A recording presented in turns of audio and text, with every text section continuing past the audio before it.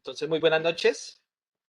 El ingeniero Hugo les estaba dando, digamos, como una introducción a lo que es TeamSpeak. Recuerden que todo lo que vamos viendo y vamos avanzando toca irlo documentando en los cursos. Las temáticas que estamos viendo y las prácticas que se hacen aquí, pues todo está consolidado a través de los diferentes cursos, ¿no? Yo ya les había dicho cómo íbamos aquí en este curso de Internet de las Cosas. Recuerden que todo lo que hemos hecho es para crear la solución, que es el capítulo 6 de Internet de las Cosas. Y al final, cuando ya tengan su proyecto, pues vamos a hablar solo del módulo 5 que nos queda en Internet de las Cosas, que es digitalización de la empresa. Pero eso ya sería como una idea de negocio. O sea que prácticamente ahorita al hacer la conexión, lo que vamos a ver de APIs cubriría lo que nos faltaba en este curso. Aunque lo de APIs aquí es muy básico, también lo hemos concatenado con los módulos de Net Associated, que realmente los de Net eran el módulo 4. Entonces, importante para poder entender esta parte, vamos a trabajar un poquito sobre formatos y sobre APIs, o sea, las clases de APIs y cómo se usan, para poder entender, porque ahorita ya después digamos, de esta introducción hacia las APIs, pues vamos a hacer la conexión de TeamSpeak y ahí se necesita saber eh, cuál es un token, cuál es un API, cuál es, bueno, cómo está configurada. Entonces, de eso se trata, ¿no? Entonces, mire que ya hemos ido avanzando, aunque DevNet aquí no lo alcanzamos a abordar totalmente, ¿no? Porque es un curso bastante amplio en la parte de automatización. Vamos a ver hasta dónde podemos llegar en este diploma. Y digamos que así irá la secuencia en este momento. Si ya vemos esta sesión de hoy, estaríamos abarcando lo que nos corresponde a los dos cursos en la parte de APIs y formatos. Y pues recuerden que nos queda un tema importante, pero yo creo que es el tema en el cual ya nos puede facilitar todo lo de la programación, que en Python es el de eh, que se está aquí en el módulo 3, prácticamente, que es programación orientada a objetos y procesamiento de archivos, que con ese ya podríamos, digamos, decir que el grueso de toda la temática de Python 2.0, pues ya se ha visto a partir de ahí para empezar a desarrollar sus proyectos.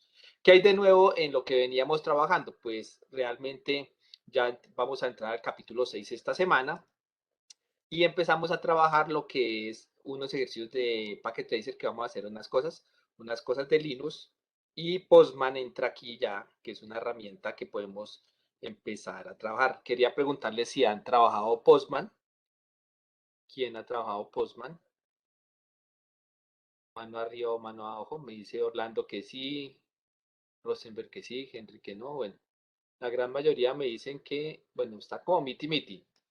Bueno, sí, la idea es que esta herramienta nos sirve para aprender, digamos, es muy didáctica para aprender a hacer las peticiones en la parte de REST API y, digamos, modificaciones en cuanto cuando se trabaja REST API, que es una arquitectura. TeamSpeak es lo nuevo, ya sería para la conexión a un servidor, en ese caso, pues nos están prestando esa plataforma y ese servidor, esa compañía que, como lo decía Hugo MATLAB, tiene pues mucho procesamiento ahí en la nube. Y vamos a hacer la conexión de la tarjeta SP32 hacia el servidor para que almacene los datos y los grafique. Digamos que ya ahí tendríamos remotamente eh, una visualización y un control. Obviamente, todo enfocado a su proyecto. Recuerden que cada práctica, a pesar de que nosotros vamos haciendo algunas prácticas, van enfocándolas de una vez hacia su proyecto para no repetir ni, digamos, no perder como el tiempo y más bien aprovechar cada práctica de cada día. Bueno, estamos viendo que vamos a ver algo de formatos muy por encima. Muchos de ustedes ya trabajan XML porque pues digamos que es muy parecido a la parte de tags en parte de HTML. Lo de APIs y lo de computación física, que será la conexión a la nube con TeamSpeak. Y pues vamos a empezar lo que son formatos. Entonces, pues en esta parte de .NET se trabajan los formatos porque estamos hablando de .NET es para automatización de redes. Pero sin embargo, los equipos, ya sea un router, un switch, un intermediario, un final, se necesitan comunicarse, se necesitan configurar. Entonces, los scripts de Python me permite configurar esos equipos a través de estos formatos, XML, JSON y YAML. Son formatos de comunicación, digamos, de texto, ¿sí? Que me permite comunicar diferentes equipos. Muchos de ellos no necesitan marcas y pues digamos que están estandarizados. Y en .NET lo trabajan en la parte de metodologías de desarrollo, en patrones de diseño y también en la parte de cuando estamos haciendo un script para automatizar una red, se trabaja el JIT para el control de versiones. Entonces, como ven, aquí hay como una división un poquito porque lo que DevNet nos da para la parte de estos formatos está dirigido hacia la automatización de redes.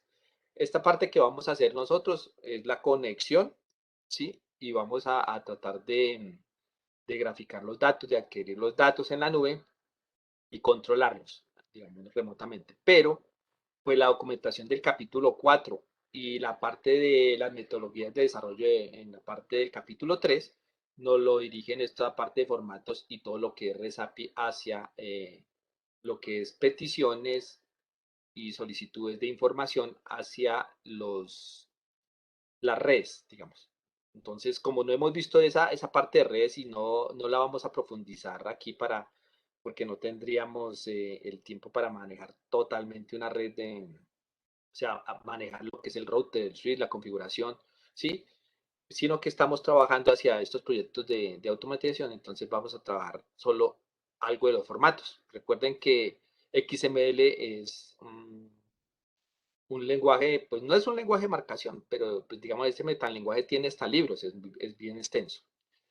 Entonces, miren lo que representa estos tres tipos de formatos. Aquí están dibujados cómo se verían, ¿sí? Ya digamos, los formatos en su desarrollo. Y mire que muchos de ellos tienen muchas características en la parte de programación que ustedes trabajan en muchos de los, digamos, programas que ustedes trabajan, que tienen su body, su etiqueta, su tag de inicio, su tag final, como lo están viendo aquí. La diferencia es que eh, unos lenguajes son más antiguos y otros son más nuevos. Unos son para trabajar en la parte de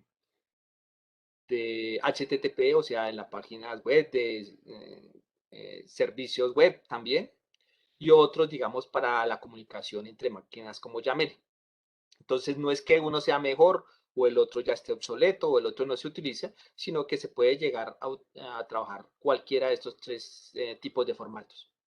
XML es el más antiguo, el que más ha trabajado, el que viene, digamos, no reemplazo, sino que el que viene ya más nuevo y que se está utilizando mucho es JSON, que permite para muchas comunicaciones entre equipos, y YAML, pues digamos que ya está dado más para ese entenderlo más hacia el humano. Si se dan cuenta que el XML es un poco más complejo, el JSON no tanto, y el YAML ya no tiene casi, digamos, ni etiqueta ni nada, sino se parece al lenguaje humano. Ya prácticamente lo escribe y hay unas características aquí especiales entre esos formatos. Entonces, en esta parte de qué es XML, realmente pues mucha gente lo define como un lenguaje de marcación, ¿sí? Lenguaje de marcado extensible. Extensible, ¿por qué? Porque yo puedo extender esas etiquetas, esos tags o esos nodos, ya vamos a mirar, en este lenguaje como yo quiera y hasta donde quiera, ¿sí? Lo contrario que tiene JSON, que no lo puedo hacer. Entonces, eso lo especifica la W3C como un lenguaje de marcado. Muchos dicen que no es un lenguaje de marcación, sino que es un metalenguaje, ¿sí? Más o menos como lo que se utiliza en HTML. No es como HTML realmente. Y digamos que lo que hace este metalenguaje es como permitir definir lenguajes de marcado adecuados para usos determinados. O sea, que yo va a permitir esa definición de lenguaje. ¿Qué no es XML? Pues realmente no es una versión de HTML, o sea, no tiene nada que ver con eso. No es un lenguaje para hacer páginas web. Bueno, digamos que eh, a pesar de que le dicen lenguaje, no es un lenguaje de programación, ¿sí? Entonces, vamos a representar información estructurada en la web, digamos, de cualquier tipo de documento a través de este tipo de lenguaje.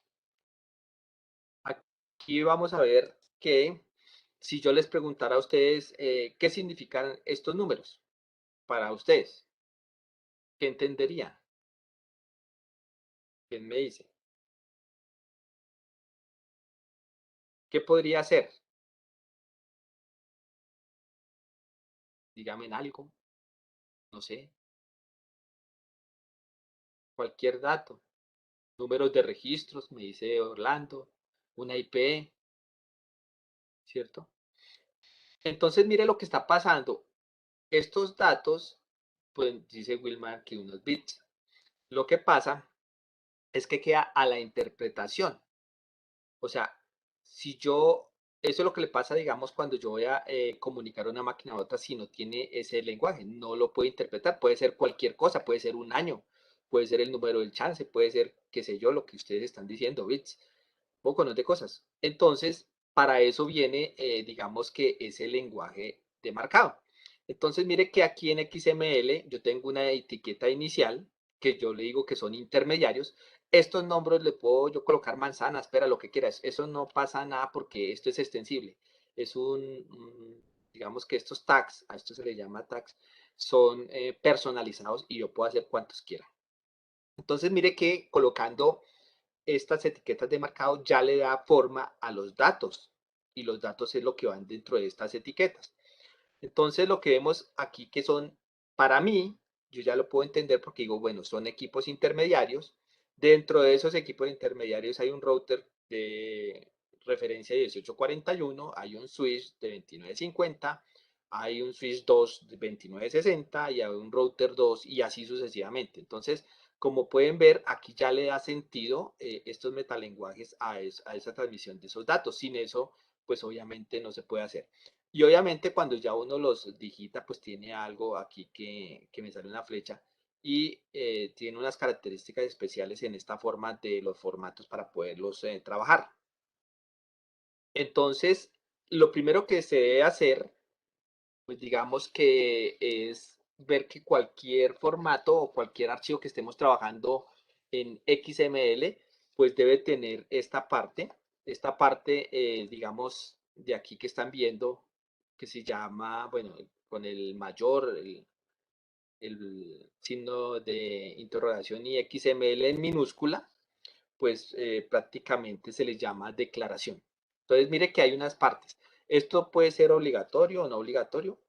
Pues muchos dicen que no es obligatorio, pero a veces algunos de esos archivos, si no se coloca esta declaración, no funcionan.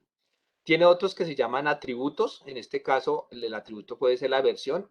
En este caso puede ser 1.0, que es la que más se utiliza. Hay otra versión. Pero no es necesario colocarlo. Sin esto funciona. Y ya se pueden colocar otros atributos, pero este digamos que es la codificación. Y la codificación sí es importante para que sepan, digamos, en qué formato está. Si está en UTF-8, digamos, esto significa que está en 8 bits la información, o también se da mucho en UTF-16, sí, que es 16 bits. Y debe, digamos, obviamente aquí al final tener un cierre, ¿sí? ¿Sí me están escuchando? Anito, Sí, señor, arriba. se escucha claro. Bueno. Entonces, mire que yo puedo cerrar o tengo que cerrar, igual que cuando ustedes están haciendo algo en HTML, se abre y se cierra, si no, pues no funciona. Entonces, estos primeras partes siempre lo van a ver. Ahorita vamos a ver algún archivo en XML, revisarlo, a ver cómo se configura, cómo se puede llegar a leer. Yo le puedo colocar digamos, un atributo aquí, un tag o el elemento raíz, que es el principal, en este caso se le llama elemento principal, llamado equipos, ¿sí? Y también lo puedo cerrar. Mire que ya un backslash aquí para poderlo cerrar. Siempre se abre, yo le puedo colocar cualquier nombre. Recuerden que esto sería como el primero en una página es como el HTML, ¿cierto? ¿Me recuerdan? El primero que uno coloca para abrir la página de web. ¿Quién me dice? Cuando ustedes abren una página de HTML, le colocan, o bueno, ya por defecto abre unos tags, ¿no? ¿Cuáles son?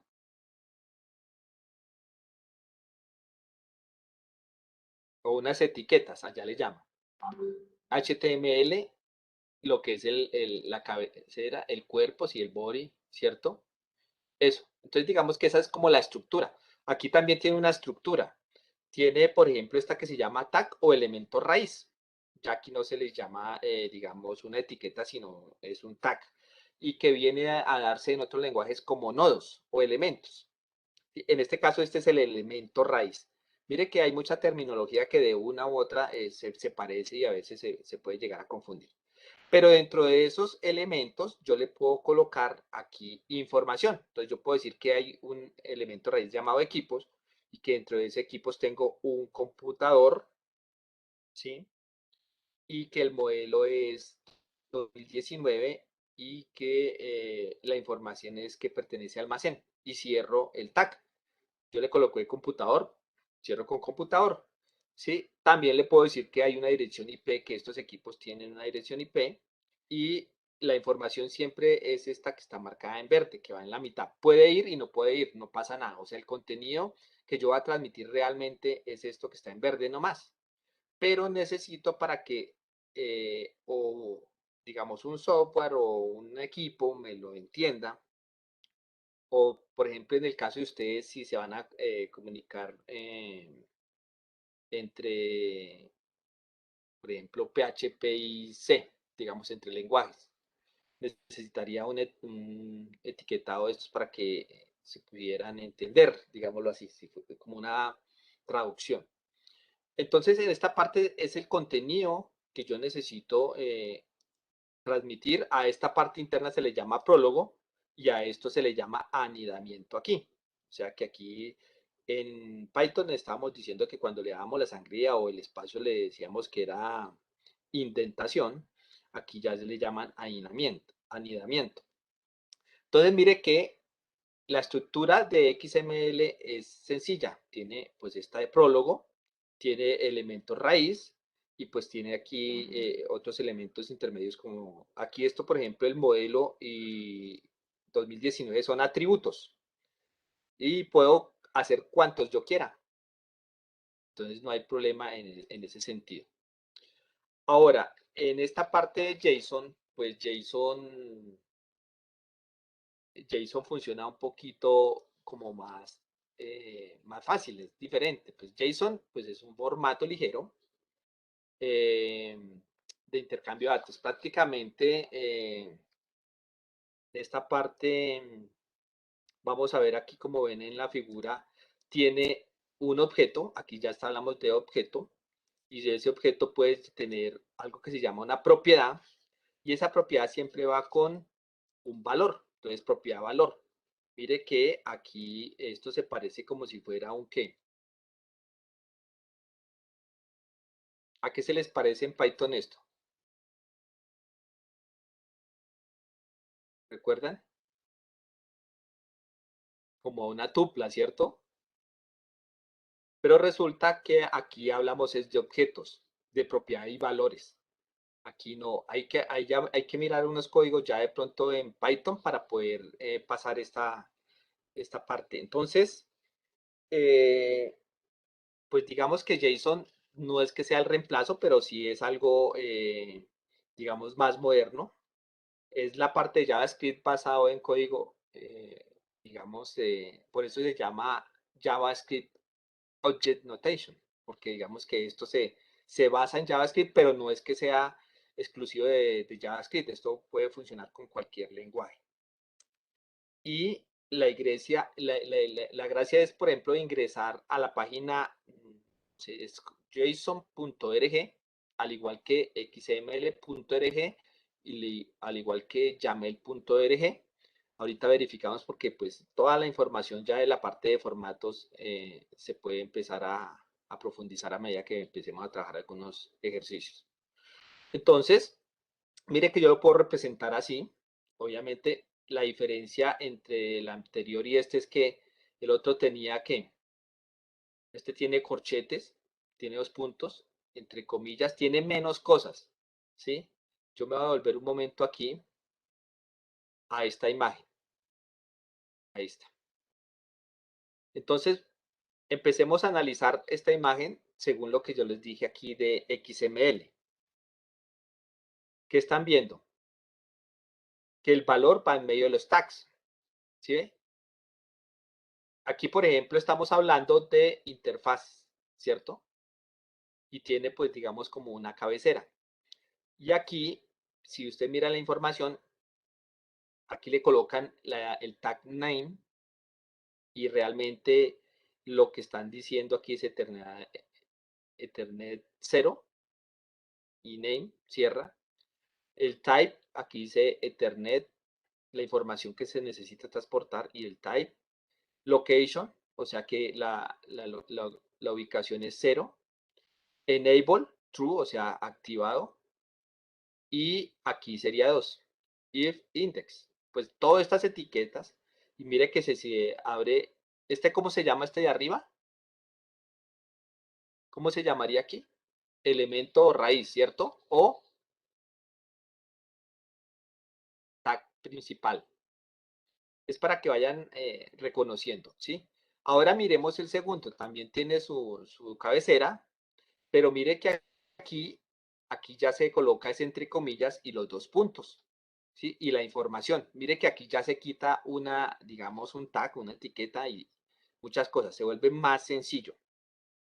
Y mire que viene la misma información. Simplemente lo que sí hay que tener en cuenta es que aquí hay un corchete para abrir totalmente, digamos, el objeto, y cuando vienen estos corchetes cuadrados estamos hablando de que él lo interpreta como un arreglo, ¿sí? O sea, valor, valor, ¿sí? Aquí la etiqueta y el valor directamente. Y pues ya ahorita miramos en la página qué especificaciones nos da JSON.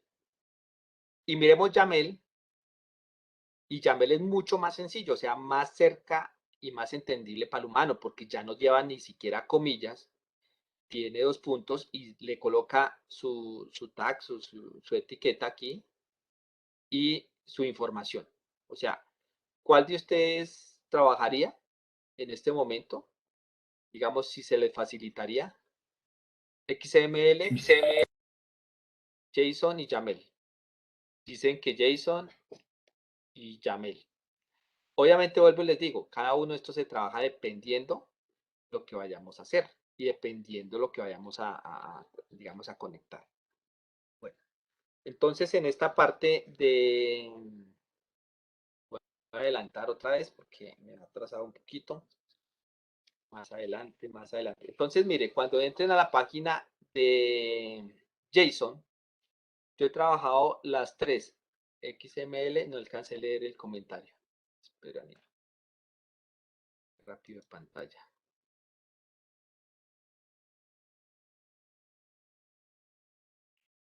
Ahí.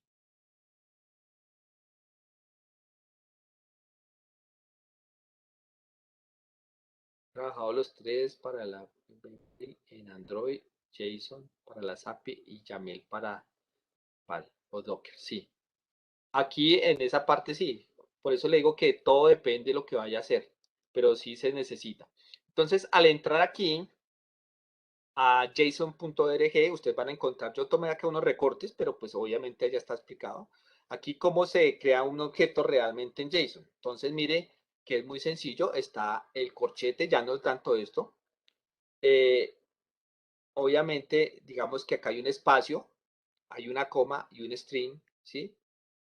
Y otro espacio, 2 puntos y el valor, y cierra con corchete. Así se crea el objeto, ¿sí?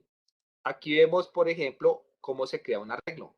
El paréntesis cuadrado, un espacio, coma y el valor. Y se cierra con el corchete cuadrado. Y pues obviamente aquí los valores pueden ser string, number, objeto, array, true, false, null. Bueno, hay muchas cosas ahí por empezar a trabajar. Entonces, si fuéramos a trabajar un JSON, quedaría así. Abrimos el corchete, colocamos la palabra computador, ¿sí? Ahora entre comillas, dos puntos. Aquí sí es importante los espacios. Si tiene algún espacio, puede llegar a generar algún error, porque aquí sí los interpreta. Debe tener aquí la coma, siempre, para seguir con otro. Aquí tenemos la dirección IP, le colocamos la dirección IP y cerramos. Mire que ahí ya tendríamos, digamos, desarrollado una información que nosotros queramos en JSON. Esto es el valor, ¿sí? Y los tipos de datos pueden ser cualquiera, booleano, entero, arreglos, o sea, aquí sí podemos colocar lo que quiera, digamos, no hay problema en esa parte. Esta es la parte de la propiedad, ¿sí? Y digamos que es lo que más vamos a utilizar. ¿Qué queremos con esta capacitación? Que ustedes empiecen a identificar los tres tipos de formatos. Y como ahorita el ingeniero Hugo vamos a trabajar de pronto en algo de datos o no sé si alcanzamos hoy, Hugo, en hacer algo de formatos o no. No, no, hoy no alcanzamos, pero pues ese tema de los ejercicios de trabajo con formatos en Python nos queda pendiente. Listo, listo. Entonces, esa es la parte. Y pues YAML, pues prácticamente pues es un formato de serialización, legible por humanos, inspirado por lenguajes como XML, C, Python, Perl. Y pues prácticamente lo que hace es que este tipo de lenguaje se va mejorando para que lo entienda el humano y lo entienda la máquina. Entre menos complicado, pues es mejor. Ustedes saben que hay algo en el desarrollo de software que se llama la usabilidad, ¿no?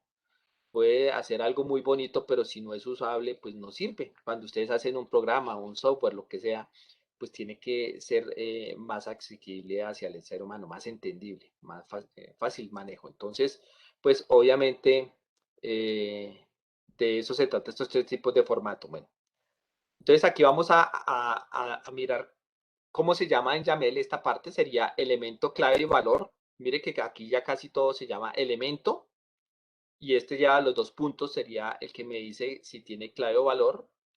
Y aquí ya lleva un guión en el cual yo le coloco el nombre, por ejemplo, el computador de nombre Sony, dos puntos, dirección IP, dos puntos, y marca más directo, ya. Digamos que esos son los valores que quiero transmitir en este momento, ¿sí? Y si yo quiero generar otro, porque tengo no solo un computador, sino dos, uno que es Sony y Hewlett Packard, lo puedo hacer así. Aquí coloco una descripción. Entonces, para colocar la descripción hay algo que se llama el pipe o el pipe. Ustedes utilizan también. Con este carácter yo puedo pues hacer toda una descripción si yo quiero dentro de este, digamos, este elemento. Y a esto se le llama multilínea. Con esto yo podría escribir. Entonces, mire que ya identificamos los tres tipos de formatos. Uno de los, digamos, entre comillas, más complejos para el que no es programador es XML. El segundo ya tiene menos elementos y el YAML pues es muy directo. Prácticamente solo se utiliza guión o doble guión, dos puntos. Los espacios también tener cuidado acá porque si no se le deja espacio le genera error. Él lo interpreta así. ¿Sí? Y los tipos de datos que le puedo colocar aquí, lo mismo, todos. ¿Sí? Entonces, aquí sí tener que cuidado con la indentación. Aquí sí tiene algún espacio, alguna sangría mal puesta, también genera error. Digamos que esa es la parte de identificación de esos formatos. Bueno, hasta ahí hay preguntas, ya veremos. Bueno, antes de seguir ahí, voy a quitar esto un momentico, voy a abrir aquí y escribimos, por ejemplo, Jan, Yamel.org. Entonces, ¿de dónde se saca la información? En el curso está una parte de esa información y en esta parte de yaml.org, pues digamos que aquí están las librerías dependiendo del lenguaje que usted va a trabajar. Entonces vamos a buscar por aquí muy abajo el de Python y desde Python lo podemos llamar como PyJam, ¿sí? Y aquí le dicen, pues obviamente todo lo que usted quiera trabajar dependiendo lo que ustedes vayan el lenguaje que vayan a trabajar. En este caso nos interesa, por eso quería entrar a esta página y mostrarles todo lo que hay para Python y cómo se utiliza, todas las librerías y tiene también pues sus especificaciones y está, digamos, su versión y todo según lo que la estén publicando. La documentación, pues aquí todo lo que ustedes quieran aprender sobre esto de YAML, de XML y de JSON está en estas páginas. Esta es una. Entremos ahora a json.org y aquí está, digamos que ya más explicado a detalle porque pues como yo les decía, estos lenguajes tienen mucha documentación y mucha aplicación. Ya hay, por ejemplo, ya estructuras más complejas, ¿no? Donde se empiezan a mezclar absolutamente todo. Pero aquí, digamos que nos da los principales estructuras de cómo se deben hacer y cuáles son los comandos y todo. Entonces está muy bien desarrollado en esta parte. Y también aquí en la parte de abajo, si ustedes buscan Python, en este caso aquí está la biblioteca estándar en Python y todo lo que se utiliza en la parte de JSON para Python. Entonces ustedes pueden abrir aquí y ya pueden encontrar absolutamente todo los lenguajes. ¿Por qué les digo esto? Porque cuando estemos haciendo el ejemplo de formatos, pues ustedes van a darse cuenta que se puede llegar a encontrar este tipo de, digamos, de código. Bueno, en este caso, vamos a hacer un pequeñito ejemplo. Vamos a ver si nos queda tiempo antes de empezar a APIs. Bueno, voy a abrir aquí como uno nuevo. No sé dónde está aquí.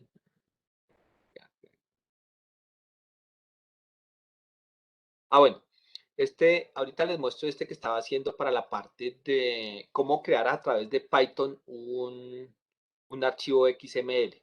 ¿Sí? Lo que pasa es que me está saliendo un error aquí con el UTF-8, pero podíamos trabajar con esta librería que es E3. Si ustedes la buscan con E3 Element, está todo para el manejo de Python con XML. Y prácticamente, ¿qué se hace aquí? Aquí le digo que importe la librería, ¿sí? Y yo le pongo un alias como ET porque pues es muy largo. Le digo que la ruta, le asigno cuál es la ruta, en este caso donde tenga yo el archivo, en este caso yo creé uno que se llama proyecto, la carpeta proyecto, me toca así la ficha. Y aquí yo le digo que el elemento raíz, pues, que lo llame, obviamente, aquí lo que se está creando con esta parte es que estoy creando los elementos y los subelementos. En este caso sería, por ejemplo, lo que yo les explicaba aquí en esta parte de XML. Voy a volver aquí a esto. Para crear este tag o elemento raíz de equipos, se utiliza este que se dice elemento root. Este element. Esto lo trae la librería. ¿Sí?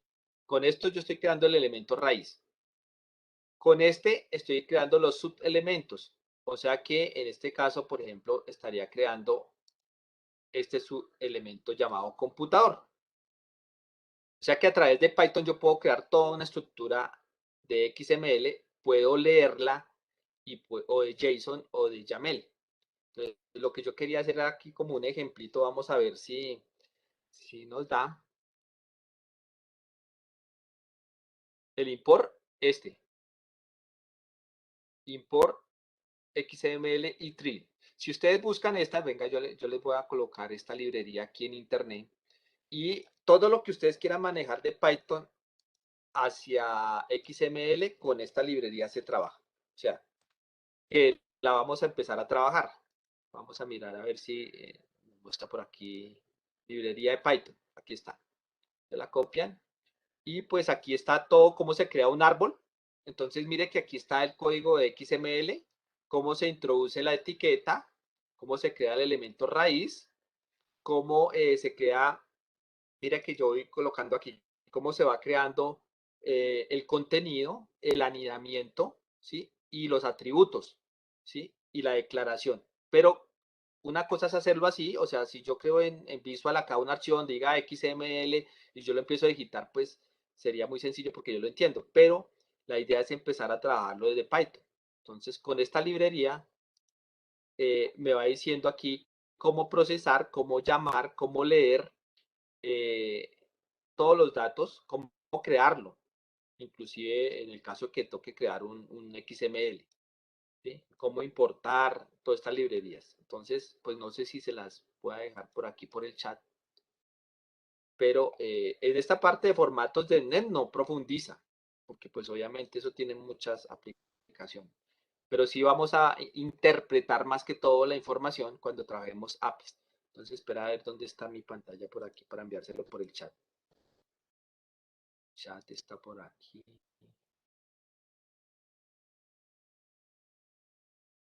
Chat, chat, chat, chat. El chat. Acá está. Entonces les voy a enviar este enlace ahí, pero a medida que lo vayamos trabajando lo van a ir entendiendo porque pues obviamente aquí se va a aplicar pues todo lo que hemos visto, un for, ciclos, todo esto para poder leer. Entonces, mire que aquí prácticamente este ET es el as, como yo lo llamé aquí ET, para no llamarlo así, le doy un nombre ahí, y se va, digamos que, creando. En este caso yo le puedo decir que el nodo, ¿sí? Se va a llamar nombre 4, nombre 3, y el texto pues que va a llevar, si es texto 1, texto 2. Y aquí es la forma correcta de hacer este ejemplo, ¿sí? Y pues aquí de cómo leer ese archivo, dándole la ruta, sino que en este caso me está saliendo un error de codificación, o si no lo corregí se lo mostraba. Pero vamos a abrir un archivo nuevo, voy a abrirlo por acá, un archivo que se llame, por ejemplo, herramientas o r.json. Vamos a hacerlo en JSON, como para mostrar. Mire que cuando yo le doy JSON, automáticamente aquí ya me salen los dos corchetes, me lo reconoce, ¿sí? Si no está, eh, ¿cómo les digo? Si no lo reconoce, pues ustedes ya tienen que darle import JSON. ¿Se acuerda que una vez yo lo hice cuando hicimos por JSON? ¿Fue JSON o JSONs, Hugo? Vamos a darle import JSON. Ese fue JSON, ¿cierto? JSON, si no estoy mal. Vamos a ver aquí. Python. Python. Mira, vamos a ver si lo reconoce Python.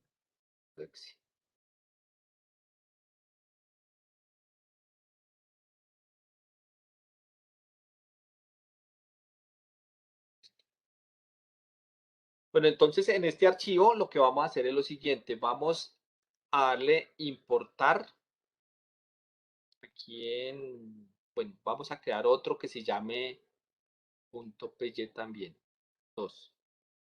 Nuevo. Uno que se llame, por ejemplo, países.py. Para mirar a ver si podemos leer un archivo que esté en JSON desde Python.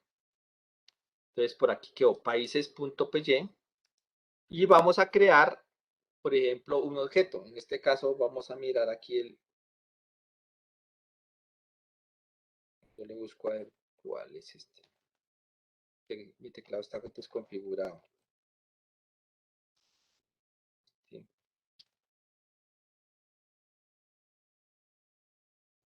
Buscamos.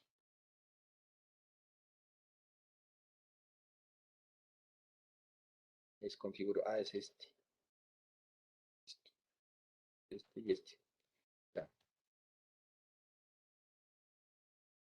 Listo. Entonces abrimos ese corchete cuadrado y dentro de este vamos a abrir un corchete de estos y vamos a crear como si fueran arreglos. Y dentro de esos arreglos pues vamos a crear una lista. Entonces en JSON, ¿cómo se colocaría? Entre comillas, por ejemplo, país, ¿cierto? Y va dos puntos y pongámosle el nombre de un país, por ejemplo, Colombia. Listo. Para que me reciba el otro nombre valor, ¿sí? Tendría que ponerle donde una coma aquí, al final. Si no le pongo esa coma, ahorita le damos y verá que sale error. Vamos a colocar acá, por ejemplo, otro que se llame, digamos, bueno, pero es que esto lo estoy creando es en el de Python. Vamos a crearlos aquí, en el de JSON. Yo me estaba equivocando, listo. Entonces, para que me lo reconozca en color de una vez.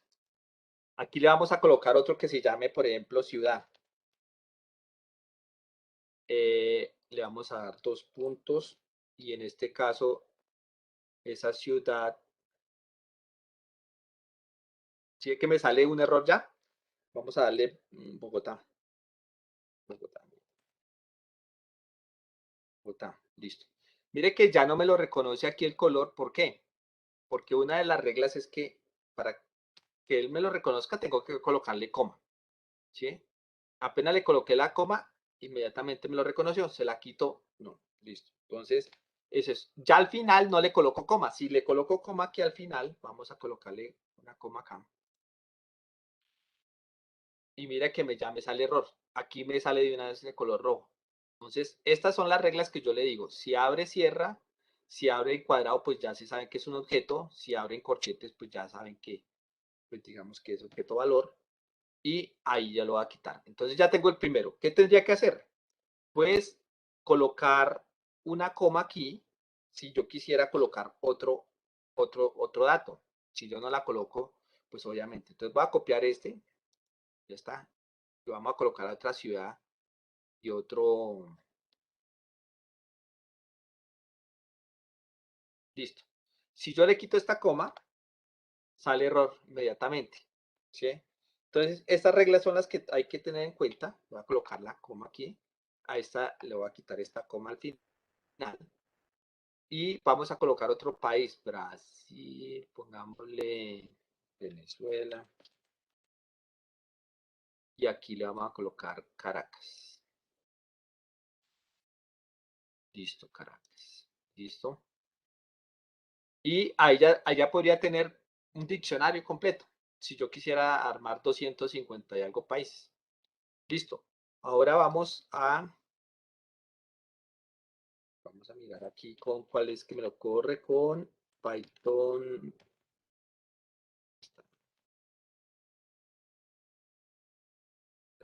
Python.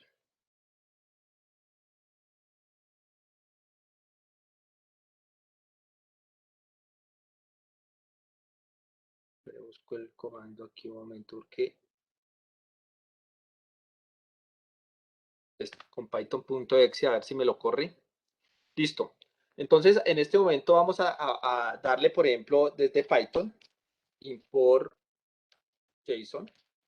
Y aquí vamos a hacer directamente. Le vamos dando a correr. Mire que no me salió de error. Yo desde aquí, desde Python, puedo correr a nivel de comandos y visualizar esa información. Imagínense que no la tengo aquí, que yo tengo un archivo por allá de cientos de datos. Imagínense que esto tiene 250 y pico de países. Listo. Entonces vamos a leerlo. Entonces yo llamo la librería desde aquí, desde Python. Luego le doy aquí que el archivo, le voy a colocar una variable que diga archivo y con la función open y en este caso entre paréntesis y comillas voy a escribir, por ejemplo, este se llama erra, le puse .json. Entonces aquí le estoy diciendo que me lea este archivo, le puse erra.json, ¿cierto? Entonces vamos a darle aquí cerrar comillas y le vamos a dar que lo lea, lo que estaba explicando el ingeniero Hugo ayer, de que la R significa read, ¿no? Listo, y cerramos paréntesis. En este caso, ya le estamos diciendo que abra, le damos enter, ahí no está saliendo error, hasta el momento vamos bien. Y después le vamos a dar, digamos que en contenido, una variable que se llame C, le vamos a dar que f.read. Digamos que este es un método que tiene ahí para poder leer. Y listo. Le vamos a dar enter. Listo, vea que va bien, vamos bien. Y le vamos a dar C para que lo imprima.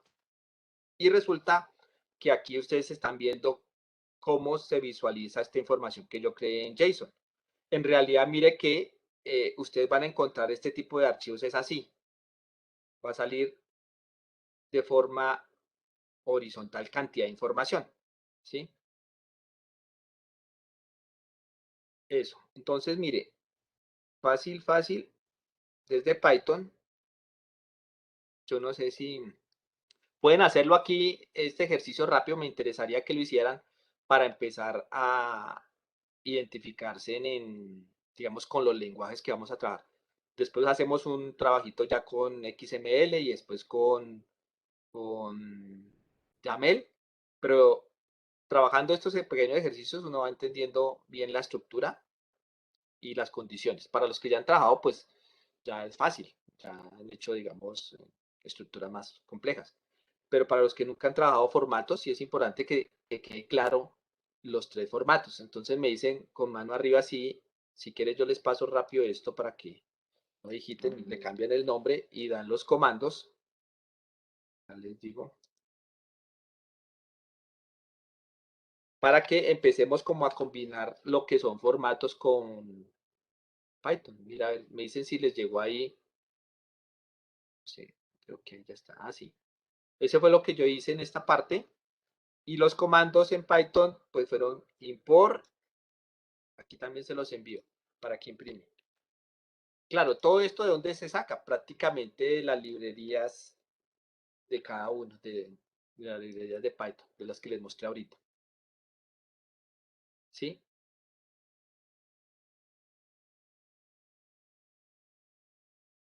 Listo. No sé si alguien ya lo hizo.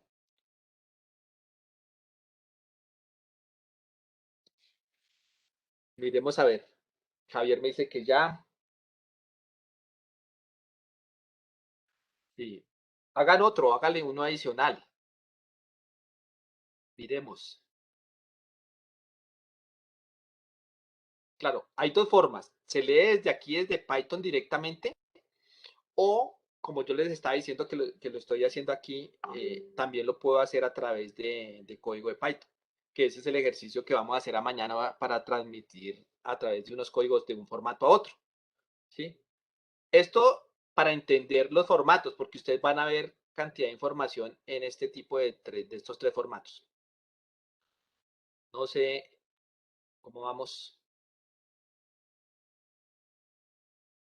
Van avisando ahí por el.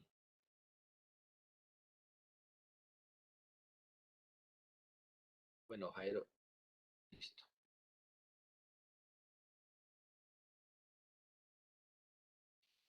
Entonces, mire que la gran mayoría, por ejemplo, de datos en XML eh, lo utilizamos. Si yo quisiera, por ejemplo, extraer una información de una página determinada, por ejemplo, desde el tiempo.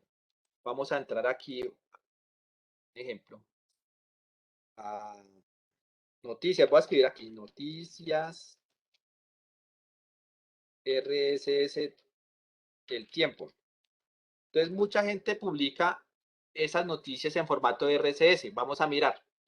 Y RSS, vamos a mirar qué formatos trabajan. Entonces, mire que aquí tenemos, que están viendo en pantalla?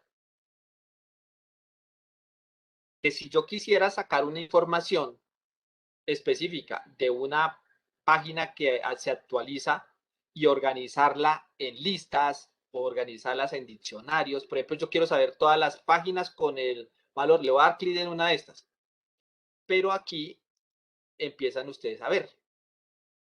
Me dicen si lo ven ahí o lo agrandamos un poquito más. Más. Ahí. Entonces, ya sabemos que este es XML porque los RSS, la gran mayoría publican ahí. Entonces, ¿qué empiezan ustedes a ver aquí? ¿Cómo se llamaría este channel? Según lo que vimos por acá. Me interesa que esos conceptos vayan quedando bien porque después cuando estemos haciendo lo de Postman y cuando estemos ahorita haciendo lo de API, pues eh, no tengamos que volvernos. Mire, elemento raíz, ¿no? Y mire lo que tiene. En este caso, por ejemplo, estos son los tags o los elementos que necesito. Entonces yo le puedo colocar que me saque el título, que me saque la imagen y la descripción de todas las noticias que saque en el día. Y él a través de un código de Python me va a sacar los enlaces, las noticias o dependiendo de los tags que yo quiera sacar de esta página, que puede ser muchas que hay, la información organizada para hacerle un busteo o el put day, por ejemplo, la fecha. Vamos a mirar aquí un momento. Yo estaba, es que no alcancé. Vamos a ver si está haciendo aquí. Ah, sí, aquí estaba haciendo esta.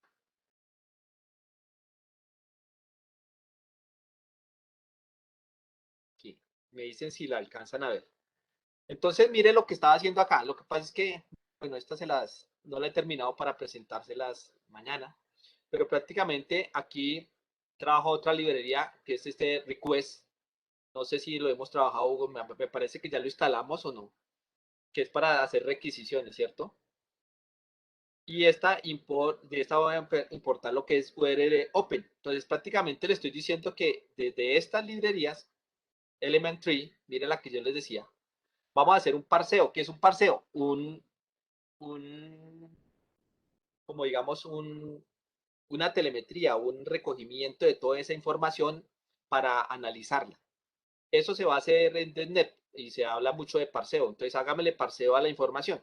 Prácticamente lo que ustedes, digamos que su sensor que vayan a conectar ahorita a TeamSpeak, le botó un dato cada 30 minutos, pero ustedes no van a estar cada 30 minutos o cada 30 segundos o cada un minuto ahí, sino al final hacen un parseo y recoge todos los datos a través de código.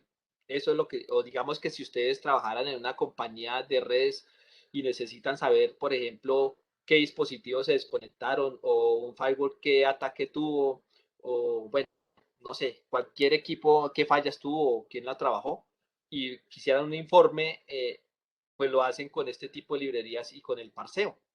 Y prácticamente aquí yo le digo que la URL va a ser esta, entonces yo le puedo cambiar esa URL por la que tenga XML, ¿sí? En este caso, pues yo digo, pues tengo unas dos, estaba haciendo la prueba, yo le puedo quitar aquí el comentario para colocar la otra. No la he terminado, pero se las estoy. Entonces le digo la solicitud con URL open, le estoy diciendo que abra lo que haya en la URL y pues que haga ese parseo de esa solicitud y lo guarde en doc. Y aquí le digo que haga un for, o sea que en el elemento que haya en doc, en lo que haya, pues que vaya haciendo como esa iteración, ¿no? Y él lo va leyendo y me diga qué hay del título, ¿cierto? Que lo busque, de la fecha o el put day y del enlace para que me lo organice y que me lo imprima. Entonces yo ya con este código sencillito, lo que puedo hacer es que voy a la página y él va a buscar así y me dice, acá hay un put day, acá hay un título y acá hay un link y me lo organiza. Entonces, mire que ya la combinación de Python con este tipo de formatos me permite acceder a información de una forma más rápida. Yo estoy aquí mostrándoles una página, pero hay páginas donde puede tener miles de datos, no sé, directorios y cosas, que sería más difícil. Hablamos otra vez si hay como algo más extenso. Pero yo me he encontrado con harta información donde está así. Y por eso se necesita Python para que la organice, para que nosotros la podamos leer. Recuerden que estos lenguajes son de ingenieros para ingenieros, ¿sí? No es para otra gente. Listo, bueno. En esa parte quedó claro. Manito arriba.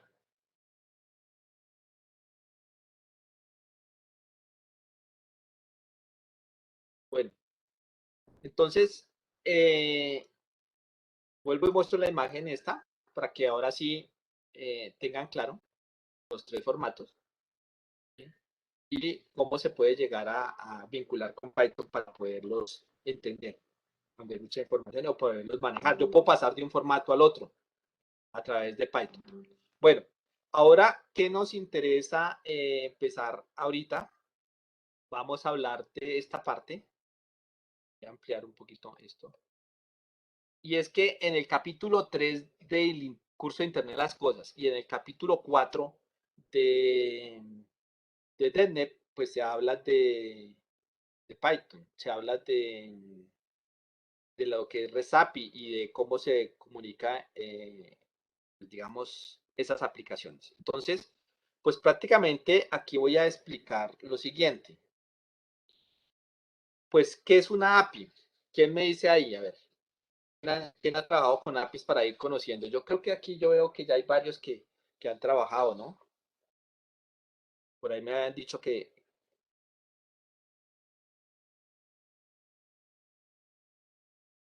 ¿Quién ha trabajado con APIs? ¿Nadie? ¿Quién ha utilizado? Dice que Juan Daniel. Ah, vea. Rosenberg también. Listo. Entonces, en este caso, pues una API, pues prácticamente es una aplicación que deja, digamos, comunicarse de... Javier me dice que no, que se comunica, o sea, permite la comunicación entre una aplicación y otra, prácticamente. Entonces, aquí en esta figura vemos que nosotros tenemos una API y esa API nos puede ayudar, por ejemplo, a utilizar servicios en la nube.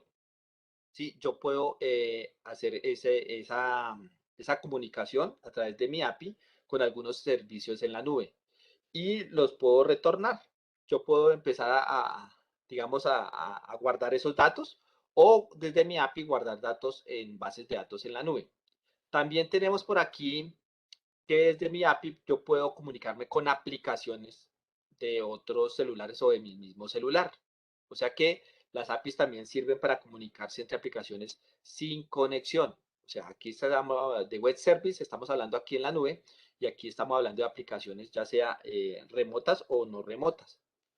Y en la cual yo podría empezar a guardar, por ejemplo, datos en bases de datos, digamos en un intranet también lo puedo utilizar, ¿sí? Que necesiten algunos equipos como en la parte de Internet industrial, que no necesita que esos datos vayan a la nube ni tampoco salgan por muchos motivos. Y también me puedo comunicar con los celulares, como alguien me está diciendo que ha trabajado para la parte de celulares. O puedo hacer un script para que esas APIs me den alguna información, digamos, constantemente, que yo necesite abstraer esa información o que necesite tomar una información de otra API, ¿sí? A través de una API. Prácticamente ustedes en su celular tienen APIs, ¿cierto? Dos ejemplos aquí serían, bueno, dependiendo si hay APIs asíncronas o sincrónicas o asíncronas. Entonces, ¿por qué se usan las APIs? Pues prácticamente para automatizar algunas tareas, en este caso en la parte de desarrollo de software, lo utilizan mucho para esa parte. En integración de datos, también una aplicación puede consumir o reaccionar datos proporcionados a esa aplicación y por funcionalidad, ¿no? Pues esto no es que sea nuevo, lleva muchos años tratando de utilizarse, sino que ahorita se volvieron famosas. APIs, por ejemplo, si ustedes tienen su celular y a través de su celular se conectan, por ejemplo, a un Google Maps y ese Google Maps le permite a ustedes, digamos, tener esa información en tiempo real entre la comunicación para poderse transportar en una ruta, lo que nosotros hacemos a veces con Google Maps. Entonces, nuestro celular comunica ya con ese servicio en la nube y nos trae la información y nos la deja visualizar. Eso es lo que hace un API prácticamente. Como les decía, pues lleva ya muchos años, más de 10 años. La mayoría de APIs modernas están diseñadas digamos, en el producto y se prueban a fondo. Y los lenguajes de codificación simplificados como Python han hecho posible que los ingenieros, digamos, consuman muchas APIs hoy en día. Entonces, en esta parte de los diseños y de estilos de APIs, pues vamos a ver que hay síncronos y asíncronos. Entonces, en el capítulo 4 del DevNet nos dan dos situaciones, digamos, para que ustedes comprendan qué es una API asíncrona. Entonces, prácticamente esto tiene que ver como cuando alguien va al banco y hace una solicitud, ya sea de dinero, y se la dan automáticamente. O sea que una API asíncrona es cuando necesita en tiempo real, pues digamos, esa información inmediatamente, no hay que esperar, ¿sí? En este caso, por ejemplo, vemos que cuando las APIs son asíncronas, pues, pues están disponibles fácilmente. Resulta que hay unas APIs que son pagas y otras que son públicas, ¿sí? Obviamente dependiendo del valor de la información. ¿Y qué ventajas de un diseño de API asíncrono? Pues que esa aplicación va a recibir datos inmediatamente y si la API está diseñada correctamente, el rendimiento de la aplicación será mejor. Entonces, esa es una parte de lo que se nos da en el capítulo 4 de DevNet, la parte de síncrona. Y las APIs asíncronas es digamos, lo contrario. Va uno a hacer la solicitud, hay que esperar, le dan un turno, ¿sí? Y no se la dan automáticamente. En este caso es como si, por ejemplo, ustedes hicieran una petición, como les decía ahorita, de esa información y a las 7 de la mañana necesiten un informe de una red. Entonces, constantemente está toda la información, pero la podemos recoger a cualquier hora, o sea que no es necesaria de forma automática. Entonces, hay estilos de arquitectura, en este caso estamos hablando que se necesitan unas arquitecturas, entonces ustedes van a encontrar que hay APIs, REST API y otro tipo de APIs como webhooks. Pero los tres más populares en estos tipos de arquitectura está el RPC, el SOAT y el REST. Estos, digamos que es los que ha tomado Cisco para poder trabajar en la parte de API. Aquí vemos que en este caso vemos cómo funciona el procedimiento. Aquí el cliente hace la llamada, vemos que se produce esa llamada, hace un requerimiento, ¿sí? Aquí, por ejemplo, el servidor recibe ese requerimiento, luego hace ese proceso y envía la respuesta. Y obviamente el cliente de ese proceso pues recibe esa respuesta. Entonces mire que prácticamente son estos pasos que vemos aquí en un diagrama de cómo se hace la petición. En este caso está diciendo que nos la puede dar en XML o en JSON, ¿sí? O en un sistema de archivos de red, NFS, ¿sí? Y digamos que esta es la primera arquitectura en las cuales tenemos que empezar a trabajar para entender lo que son las REST APIs. Entonces, en esta parte del SOAP, pues el protocolo de acceso de objetos, SOAP, es digamos que se basa en XML y es independiente, o sea que no importa de las aplicaciones, puede convocarse entre sí y ejecutarse en diferentes sistemas operativos. Es extensible, o sea que la puedo modificar a mi gusto, como yo les decía, los tags los puedo generar con el nombre que yo quiera y es neutral, o sea que me puede trabajar para estos diferentes protocolos. Ahora, ojo porque este mensaje del SOAP tiene, pues digamos que un elemento raíz, por eso era importante ver esa parte porque aquí ya hay una, hablemoslo, unas palabras que ya empiezan a entender para los que no hayan trabajado formatos. Y es que vamos a hacer este ejemplo, ¿sí? De los 4 elementos siguientes que puedes llegar a tener este documento en un mensaje de SOAP. Entonces, digamos que el elemento raíz va a ser sobre el encabezado, pues el que yo le quiera colocar que debe contener una información específica, debe tener, digamos, como una autorización y unos atributos, debe tener un cuerpo, que en este caso, pues debe contener los datos a ser transportados y pues me va a proporcionar si hay falla o no, el estado. Y eso es como la comunicación dependiendo en lo que yo esté haciendo la solicitud. Entonces, aquí vemos un pantallazo de cómo se vería ese ejemplo de un mensaje SOAP, ¿sí? Aquí estamos viendo que aquí ya hay una mezcla, no solo de XML, sino dependiendo, esta arquitectura pues ya tiene aquí un cuerpo, header, lo que ustedes me decían ahorita del HTML, y pues sigue siendo, digamos, un poco muy estructurado, muy parecido al HTML, pero pues ya se está mezclando este tipo de arquitecturas. Bueno, en este caso se habla de transferencia de estado REST, ¿sí? Entonces mire que una cosa es el API y otra cosa es el API REST. Entonces estamos hablando de dos cosas, de transferencia de estado, en este caso es cliente-servidor. Aquí vemos que un cliente hace la solicitud a ese servidor y pues eso permite tener una, digamos, una solicitud y una respuesta personalizada. Pero no siempre los servidores trabajan así. Hay un modelo que es sin estado o el que es stateless, que le llaman en inglés. Y es que simplemente el cliente hace la solicitud y dependiendo, digamos, en lo que vaya llegando, en el orden que vaya llegando, este va enviando esa respuesta, ¿sí? ¿Y esto por qué lo hace este servidor? Porque si tiene muchas peticiones, a esto se les llamaría como que si hubiera una sobrecarga, un payload en esta parte de tráfico, digamos, de peticiones. Entonces, este servidor está configurado para dar este tipo de respuestas, eh, digamos, de una forma no directa, o sea, sí directa, pero no, ¿cómo les diría? No inmediata, sino que él va mirando como cuál es la prioridad y digamos que los va mandando yo diría que paralelamente, hablemoslo, ¿sí? Pero con unos tiempos específicos para que no se vaya a sobrecargar. Entonces, hay sin estado y hay con, digamos, con esta parte de cliente-servidor.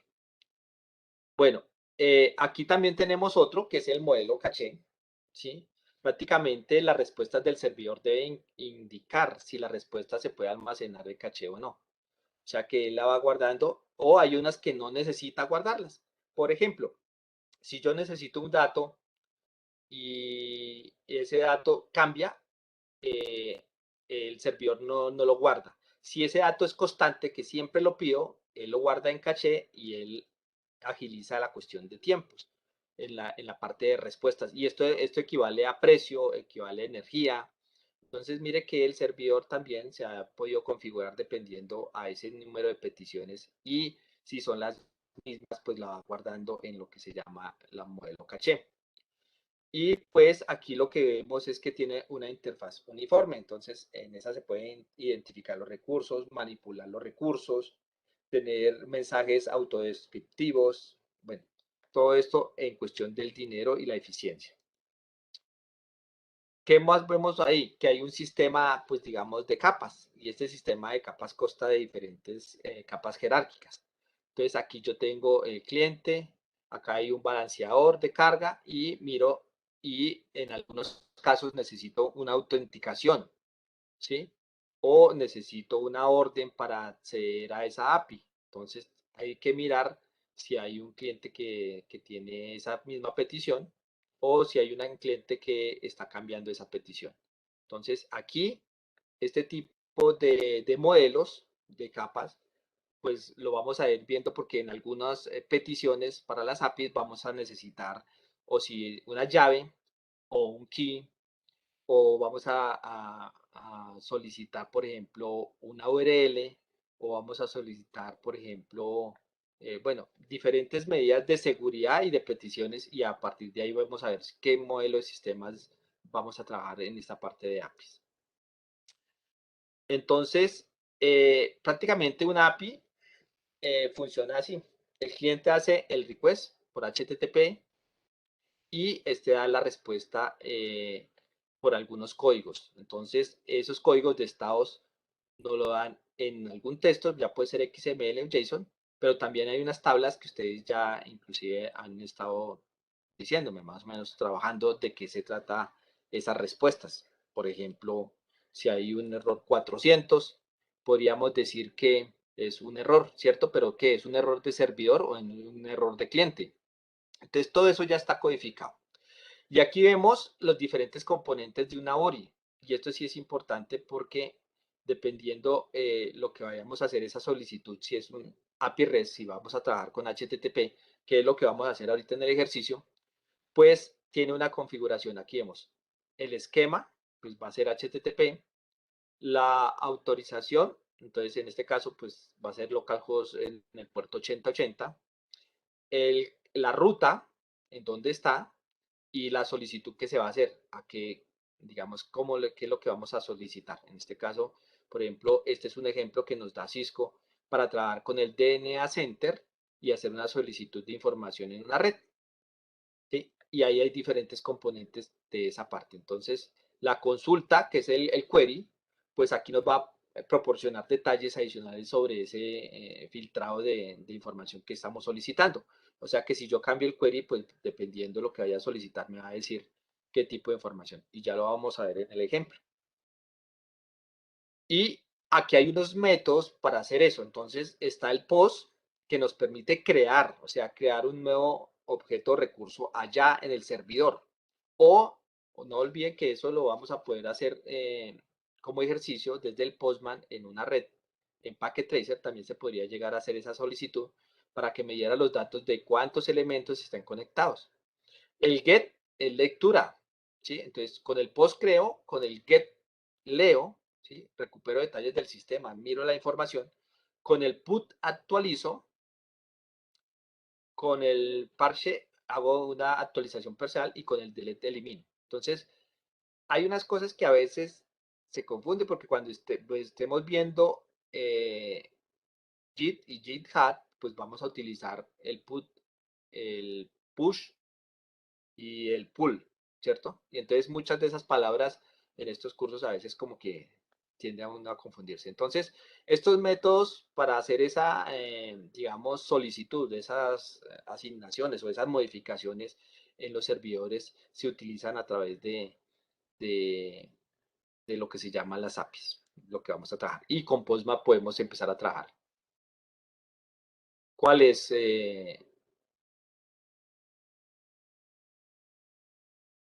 Sí, sí, para actualizar. Bueno, aquí vemos cómo se vería, por ejemplo, esa solicitud en API REST. Entonces, vemos que eh, esos encabezados HTTP, pues tienen, digamos que el formato de pares nombre-valor, lo que hablábamos ahorita, y están separados por el pipe, como lo explicaba. Entonces, hay dos tipos de encabezados.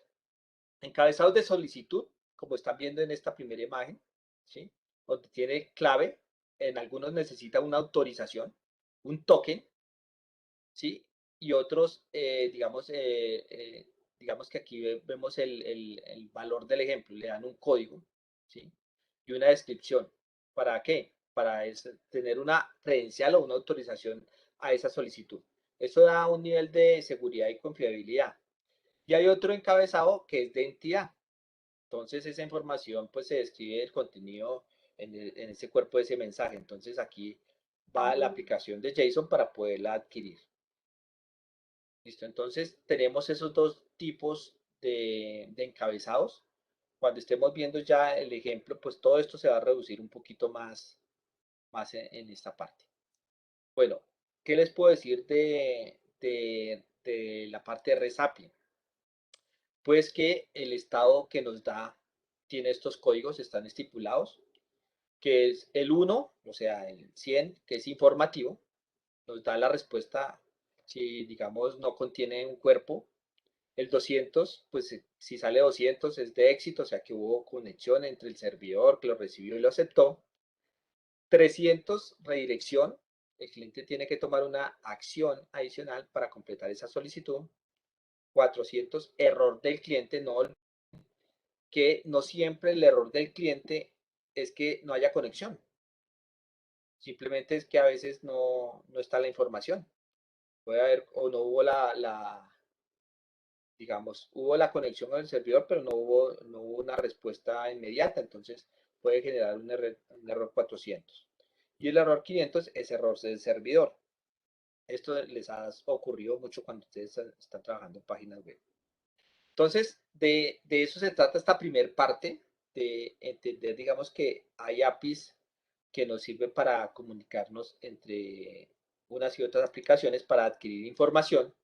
Y si vamos a los códigos ya de estado, digamos, más comunes, aquí Cisco nos presenta esta tabla donde, digamos, está más específico, ya no solo entre los 200 y 500, sino ya hay otros intermedios donde podemos estar.